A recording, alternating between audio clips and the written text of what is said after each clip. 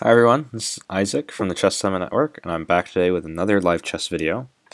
With this game, I'll be playing with the white pieces. This is actually my second live chess video. You can see my first on my YouTube channel. And in this game, looks like we have a symmetrical English.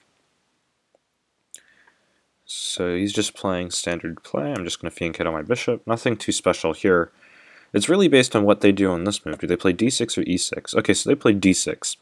So with this move, they're essentially saying, okay, I don't want to be pushing for d5 so early on, and potentially they want to be playing for e5, so I think probably the move that I like to play against this is probably knight f3. Sometimes I'll play around with d3 or e3 myself, but I like knight f3 because in these e5 cases I can do a nice plan to kind of play it like a Marozzi, kind of play for this d5 square. When the two pawns, the c pawn and the e pawn, have moved up and they're next to each other, this d5 square in this case is very weak. And as you can see, this knight on c3 and this bishop on g2 already line up very nicely on the square. It's just a matter of getting this knight to pinpoint this square. So as black tries to develop and castle, I'm going to have some free tempos to move my knight around. So I'm going to play knight e1, knight c2, and knight e3 so I can get my knight on d5. It's a very long-winded approach, but as you can see, black's dark squared bishop is very bad. The c5, d6, and e5 pawns kind of block it in, and there's no real plan with this bishop. The only thing I do have to be careful about is bishop e6, and that's why it's so critical. I move this knight to e1 before I play d3. I actually had a nice game against Andy Samuelson, National Master, at the Washington Chess Congress where I messed this up. And he got bishop e6 in very quickly and got to play d5 before my knight could ever get to e3. So this is why it's actually better to play knight e1 before d3, so he can't get the extra tempo to play d5. Okay, so in this case he played a6, which is a little bit different because it looks like he's trying to play b5 here. But in this case, he's actually opening up his knight on c6 if he plays b5. The knight on c6 would be hanging. So I'm not too worried about this. I'm just going to continue with my plan. I'm just going to play knight to e3, just to kind of see what he does. And if it turns out to be nothing, I mean, his best move is probably bishop e6, at which point I need to put my knight on d5. Okay, so this move is definitely atypical. Let's try to figure out what his plan might be. Well, he might be trying to move the f-pawn, but the knight isn't really doing too much from g4. Obviously, if I trade the knight, that's probably only good for black, so I probably don't want to trade on g4, and I probably don't want to take back on e3 either, giving me double pawn. So I think probably the best approach is knight on e to d5, and I have a nice control over the b6 square, the c7 square. I'm not quite sure what his knight's thinking he's going to do. I mean, I might have ideas like e3, well, d3 and then e3, and slowly build a position. I'm not seeing anything effective here for black, so let's just try this move. Knight to d5. Yeah, this is just a very atypical approach. Okay. So if I play d3, he's probably going to trade bishops, but it's not like my c1 bishop was phenomenal to begin with. Let's see if there's a better approach than just to play an immediate d3.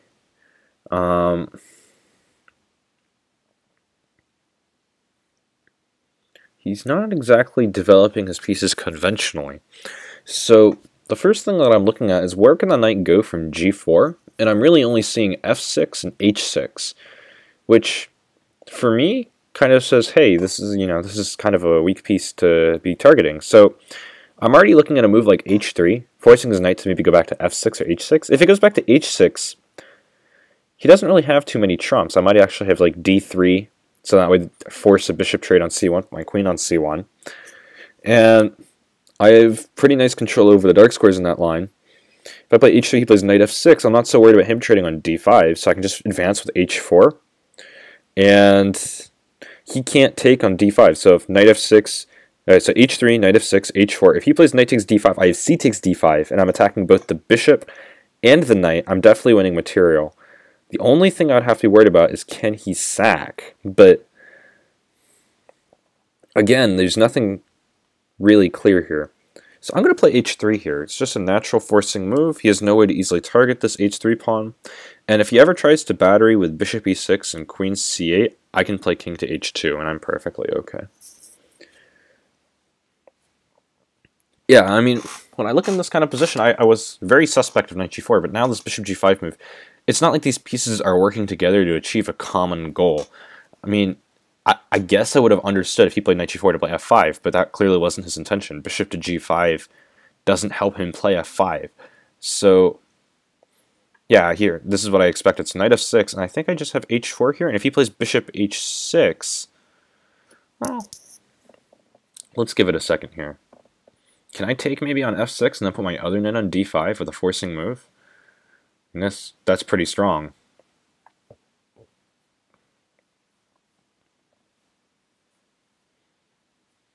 The thing that has me worried a little bit about h4 is that I create an opportunity for him to have a sack on h4. Like, at some point in the future, maybe be able to take on h4. I mean, it's probably not realistic, but I don't need to create a weakness. And I reach roughly the same position after knight takes f6, queen takes f6, knight d5.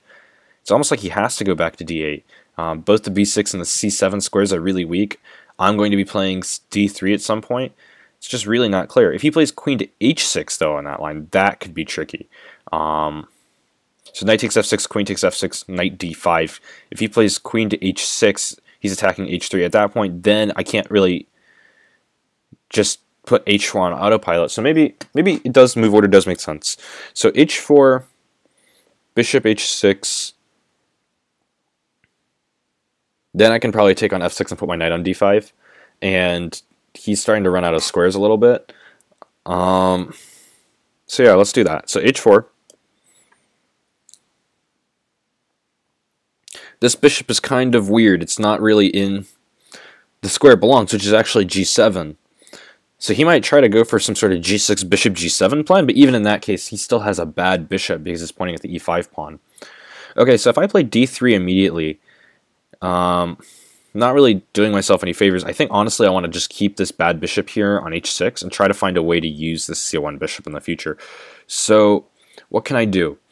Okay, so maybe there's a plan of some sort of e3, d4. Does that work? So e3, d4. So, you know, generally when I like to calculate plans, I go into this thing that I like to call sandbox mode, where I make multiple moves for myself. But okay, so e3, d4. He's got 3 attackers. I've got 2 defenders. That's just not going to pan out nicely. So what if I take on f6 once and then put my other knight onto d5? How does that work out?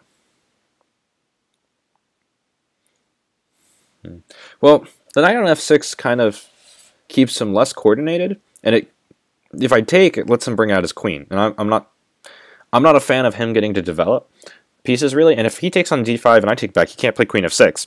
So d3 might be interesting. I mean, not d3. e3 might be interesting because it kind of blocks out this bishop forever. If he plays bishop to g4, I have knight takes f6 intermezzo check, winning the bishop. And I can just slowly build the center. Notice how with e3 I'm also taking away the d4 square. I'm not so worried about making this bishop on c1 bad, because as long as I can make it better in the future than this h6 bishop, I should be okay. So let's give this a whirl. I'm thinking probably b3 in the future with bishop b2 in mind, trying to undermine this e5 pawn, maybe with like f4. But right now it's too early to tell. I don't want to commit to anything, so I think e3 is just a solid developing move. And okay, so here he takes. This is fine for me. I'm just going to go knight here. Okay. So he makes a concession by playing this, and he lets me play d4, so I have to figure out if it's worth it or not. So d4, if he takes my knight, that's fine, I just take back. So I'll take back with bishop. I do open up myself to a couple of light squared weaknesses, but at the same time, he might end up with a backwards d-pawn. Okay, let me think about this. So d4, knight takes knight, bishop takes knight. He doesn't have to take, which could prove interesting, but he can't easily kick my bishop from d5, so it's not like he has an f5 move that would be incredibly useful. His bishop on h6 is still stuck.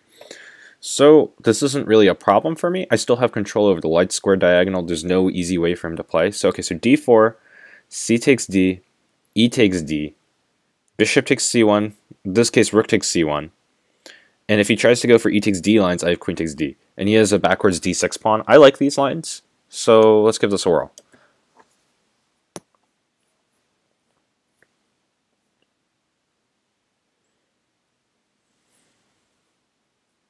I would not be so surprised to see him take here. My knight on d5 is rather annoying. Yeah, exactly. So just bishop takes d. If he plays bishop h3, I just go back with bishop g2. The light squared bishop trade isn't, my light squared bishop is good, but I'm fine. As long as this bishop on h6 is just crummy, or I can get him to have an isolated d6 pawn, I have some sort of concrete advantage to play off of. Now that I've undermined his center, if this e takes d plan doesn't pan out and he doesn't have a way to take on c1, I always have like b3, bishop a3, and put pressure on d6. So this is relatively fine for me too. He might try bishop to e6 here, but that would give me a free move to probably play d takes c5, and in which case d takes c5, bishop takes e6. He would have doubled pawns on the e file. Okay, so it looks like I'm going to get my isolated target that I wanted here. Okay, I have to take with rook, so then that way I can take back on d4 with the queen. He might have had queen b6. We'll look at that in some sort of post-game analysis, but for right now, everything's good. My light squared bishop is very strong, and it creates a nice blockade on his d6 pawn, meaning that it can't go forward. This is actually a pretty cool concept. Okay, so he doesn't really have any threats. So I don't really think it's necessary to play bishop g2. I like how it creates tension on the b7 pawn. He's got to do something about that. So I think it's just better for me to get the file. Just work on f to e1. There's no way for him to get his queen on this light square diagonal as long as his bishop's on d5. And if it ever does need to go back, I always have the h1 square. So I think here I'm just better. Okay, so he plays rook to b8. Okay, so his idea is to probably play b5 here, just break through, get an active rook. Is there a way that I can choose to not allow this? So a4 wouldn't work because at the end of the day, he's still b5, c takes b, a takes b, a takes b, rook takes b. So that's not the best. What else do I have? I think maybe the way to go is to find play on the king side. When he plays b5, I have just a b3. So if I play rook e3, he might have rook e8. That's a nothing move though. Okay, so rook e3, rook e8, rook on c to e1, rook takes e3, probably queen takes e3. And yeah, I'm better. The cool thing with a move like this is I always have rook to d3 if I decide I want to double on d6, and then I have rook d1. But at the same time, I have rook on c to e1, so I'm not eliminating any options. If I just played rook on e to d1 first, it makes it harder for this rook on c1 to get into the game, because then I'd have to go for like rook c2, rook e2, which could create maybe a tactical problem on the light squares, or rook c3, rook e3, which might give black an opportunity to seize the e-file. So rather than opting for those lines, I just went for this line, where I have full control over the e-file. Part of black's problem here is that his rooks still aren't connected, and he hasn't really found a great spot for his queen. My queen's nicely developed in the center, and my bishop's doing a great job of holding everything down. He traded off his bad bishop on h6 for this positional weakness here on d6, but his h3 bishop isn't exactly better than the bishop that he had on h6. In fact, if he'd still had this bishop on h6, it'd be harder for me to actually play on the center like the way I am right now. And there's honestly no real plan for this bishop on h3. I mean, there's no checkmate threat. At any time, I could play king h2, and there's nothing really here. So okay, he's playing h5, maybe with the idea of not getting back ranked, but probably with the idea of playing bishop to g4. But even bishop to g4 doesn't do too much. I always have f3 to just kick it a little bit. Okay, so here I like the idea of rook on c to e1, getting on the e-file, and it's not going to be easy for him to compete with me at all. He has to move his queen to get a rook onto e8. So I like this. So I'm going to do this.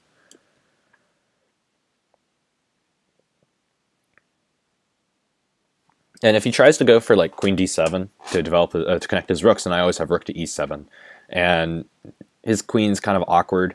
It could go to a4, but I don't even think I'm worried about like the a2 pawn in this case. I mean, f7 is really weak, and it's extremely uncomfortable. I might have queen to f4 ideas, so you know, queen d7, rook e7, queen a4, you know, queen f4. You know, as long as I'm making sure that this rook on e1 is fully protected, you know, bishop takes f7 is a real threat. Okay, so here we go. So yeah, by controlling this file, I've controlled the pace of the game. b7's really weak now. It's, I mean, what am I talking about with the queen a5? His only move is queen a4. Okay, so he goes here, but I believe he's just giving me his queen, because after rook takes e1, there's no checkmate, because my king's on h2. Yeah, I mean, this is just game over. But do I have bishop takes f7? Try to be, like, fancy about this, maybe? Bishop takes f7, king f8, bishop takes e8, threatening queen. This might actually be better than just winning the queen straight up. Bishop takes f7, king h8. I still have... Yeah, I actually like these taking f7 lines first. The queen's not going anywhere. This is a forcing move. It's just really unclear. Okay, so I take the rook, and I'm still threatening the queen and checkmate. Yeah, this is just game over.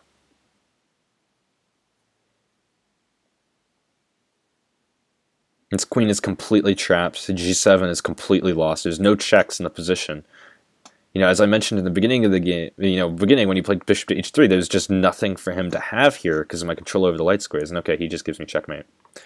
All right, so let's take a look at this game. I thought this was relatively interesting. You know, I think it'll hopefully teach a lot of you guys a lot about how to play in these kinds of positions. Whoops, not this window. But, you know, we'll see. So, you know, I was playing white, and I played my English, I played a symmetrical, and then here, this was my first critical decision. You know, after he played d6, there's some lines where he could play e6 or g6, but he chose d6, which in most cases his only plan is to play e5 and kind of play it like a Marozzi himself to go for d5 at some point. So, you know, I thought, if I played d3, this kind of transposes into a game where I got a slightly worse position, and then eventually I just totally got destroyed against in the Washington Chess Congress, so I opted for the better move, knight f3, and he played bishop to e7 here. I don't like this move. I think g6, bishop g7 castles is the better plan. As you could tell, the bishop on e7 never did anything the whole game. In fact, it only went to h6.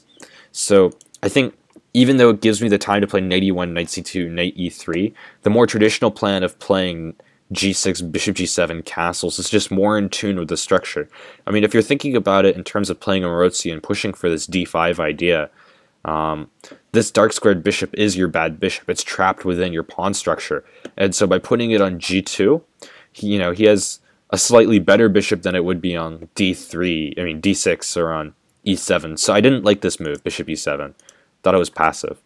Okay, so here I just wrapped my knight around, and he gave me time to do it. Because now if he plays bishop to e6, rather than playing knight d5, I can just play knight to e3, protecting the c4 pawn. He has no way of playing d5, and everything's good to go. And here's where I started to notice that things are going wrong. He played a6, but there's no threat of b5. So the only thing he did was just weaken these dark squares on his queen side. Because if he plays b5, I just have bishop takes c6, and I win material. So there's just no clear plan here. So, you know, there was no way that he could easily stop this knight e3 idea, so I just went for knight e3. And then here was his first mistake, knight g4. I thought maybe he was going for f5. Obviously, if I took on g4, bishop takes g4, black might have found equality. So it's critical to not let him, A, take on e3, or B, to take on g4, because then he probably has, gotten the space that he needs to. And so that's why I chose to put the e knight on d5 rather than the c knight, was to kind of keep this knight in an awkward square. And he didn't really address this problem. In fact, by playing bishop to g5, he kind of exacerbated it, and it allowed for me to find ways to create active play on the king side. Now, I think this bishop g5 move, I'm pretty sure it's even worse than playing knight g4, but I think the reason why he played it was just it was so trapped behind this pawn structure, and he probably realized at this point this probably belonged on g7. So by playing bishop to g5, he's trying to do what he can with his limited options. But, in this case, I think I was looking at the move d3 first, but then I realized this bishop isn't doing anything. I want to trap in this bishop. Trading it for this bishop on c1 could deny me some future options. So I looked at e3, but it didn't really pose any advantages. It didn't really ask black, hey, these pieces don't belong here. What are you going to do about it? So, when I looked at it that way, there were really only two moves to consider: h3 and f3. If I played f3, I block in my light squared bishop. I make it harder for me to use my light squared bishop to control d5. So I just played h3. But playing h3, I kick the knight, and I really asked the knight, where can this knight go from g4? He played knight to f6 in the game. Honestly, I think knight h6 might have been a little bit more interesting, maybe with the idea of playing f5. But the problem with knight h6 is he runs into the problem that after h4, well, in the future, after playing h4, assuming the sack doesn't work, the bishop has to go back to a really bad square. So the pieces are kind of discombobulated.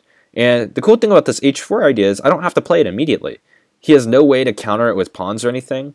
I could probably just play like a move like, e3 first, followed by d4 with slow play in the center. But as long as I'm making sure that there's no easy way for him to use this dark squared bishop, I'm fine. But I did like knight h6 a little bit more than knight f6 because I felt like knight f6 just cemented the fact that this bishop would be bad forever. Okay, so at this point in the game, this was probably the hardest decision I had to make. I was thinking here between h4 and knight takes f6. So, as I was saying, I originally kind of thought h4 was, less desirable because it created a sacking potential. But obviously, knight takes d5 doesn't work to create that sack because after c takes d5, I'm attacking two pieces with pawns. There's just no way for him to, keep some sort of material quality, so that's just busted. And I was worried about sack on h4, but the bishop from h6, it can't do anything. What I realized shortly after was in this knight takes f6 line, I don't have h4 anymore. Because after a move like knight d5, so knight takes f6, queen takes f6, knight d5, if he plays queen to h6, he's attacking h3, encouraging me to play h4, and then he might actually have some sort of sack. I still don't think it would work, but I would rather not give black any play in a position where he's just much, much worse. Why let him trade a really bad piece for some sort of initiative on the king side? So with this being said, I decided that move order was really important. I just played h4. He played bishop to h6.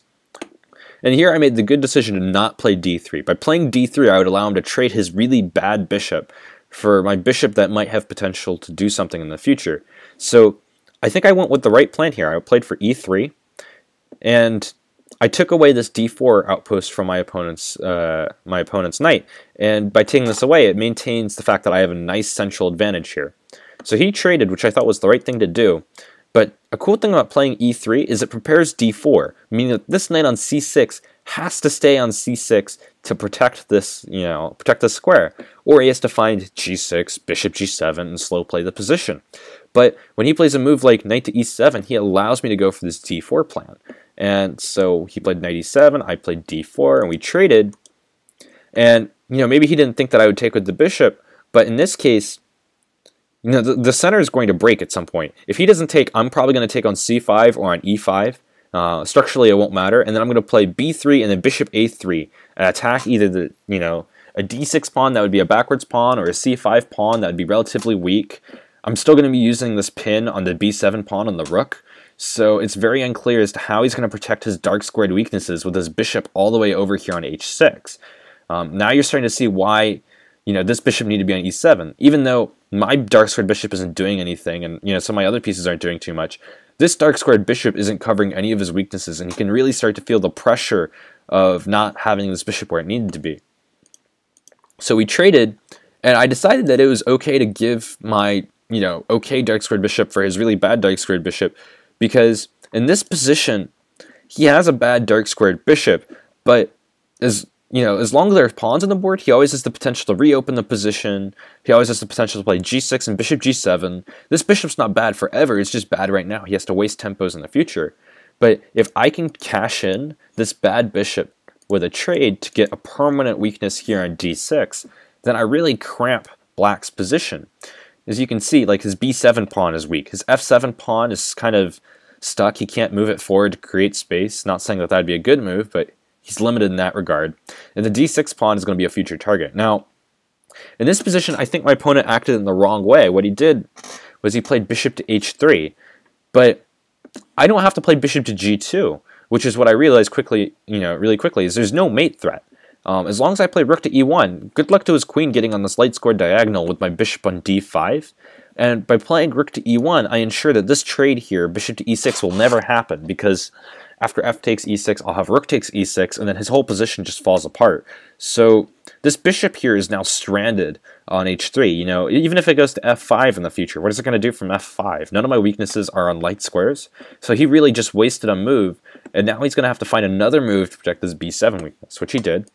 Rook b8, and I played rook e3. I thought this was a nice touch. As I mentioned in the game, if I played rook on e to d1, it makes it that much harder for my rook on c1 to find any sort of concrete play.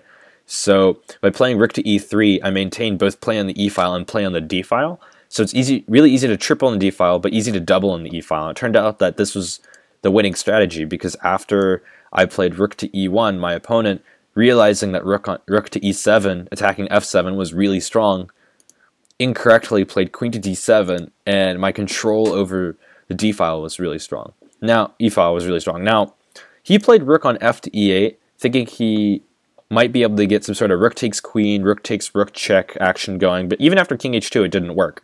Now, I didn't go for this in the game because bishop takes f7 just works that much better. Having a rook on the 7th rank is, as you noticed, really strong. And what I did was I just created a mating net. I just took the pawn on f7, and I moved the bishop out of the way to attack g7.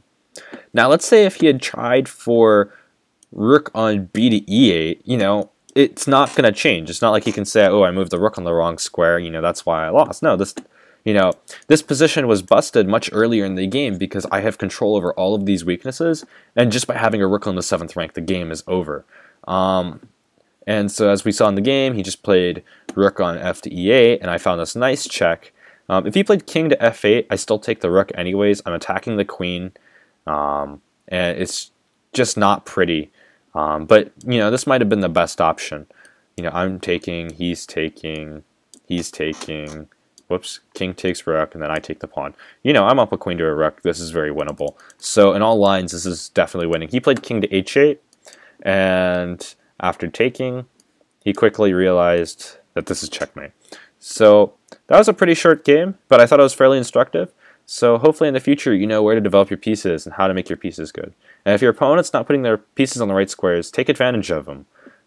So this is Isaac Steincamp from the Chess Summit Network signing off with my second live chess YouTube video. Thank you very much.